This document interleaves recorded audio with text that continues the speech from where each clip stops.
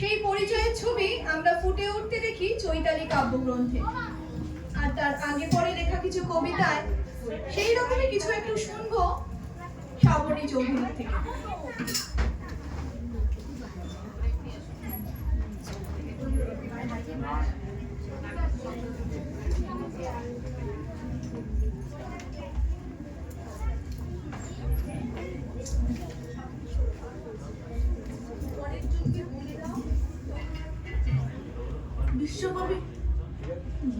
বিশ্বকবি রবীন্দ্রনাথ বিরচিত এক গায়ে আমরা দুজন একটি গায়ে থাকি, সেই আমাদের একটি মাত্র সুখ।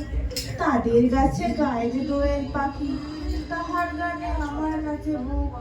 তাহার দুটি পালন করা ভেড়া চড়ে বেড়ায় ওদের বটমূলে। যদি ভাঙে আমার ক্ষেতের বেড়া, কোলের করে নিয়ে তাহারে তুলে। আমাদের এই গ্রামের নামটি অঞ্জনা, আমাদের এই নদীর নামটি অঞ্জনা। আমার নাম তো জানে গায়ে পাঁচজনা, আমাদের সেই তাহার নামটি রঞ্জনা। দুইটি পাড়ায় বড়ই কাছাকাছি, মাঝে শুধু একটি মাঠের ফাঁক।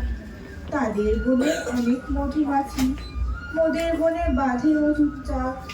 তাদের ঘাটে পূজার জবাবালা ভেসে আসে মোদের বাগান ঘাটে। তাদের পাড়ার কুসুম ফুলের ডালা বেচতে আসে মোদের পাড়ার হাটে। আমাদের এই গ্রামের নামটি অঞ্জনা, আমাদের এই নদীর নামটি অঞ্জনা। আমার নাম তো জানে গায়ে পাঁচজনে, আমাদের সেই কথার নামটি রঞ্জনা। আমাদের এই গ্রামের গলি পড়ে আমের বলে ভরে আমের বন। তাদের খেতে যখন কৃষি ধরে, ওদের খেতে তখন ফোটে শন। তাদের ছাদে যখন ওঠে তারা, আমার ছাদে দক্ষিণ হাওয়া ছোটে। তাদের বনে ঝরে শ্রাবণ ধারা, আমার বনে কদম ফুটে ওঠে।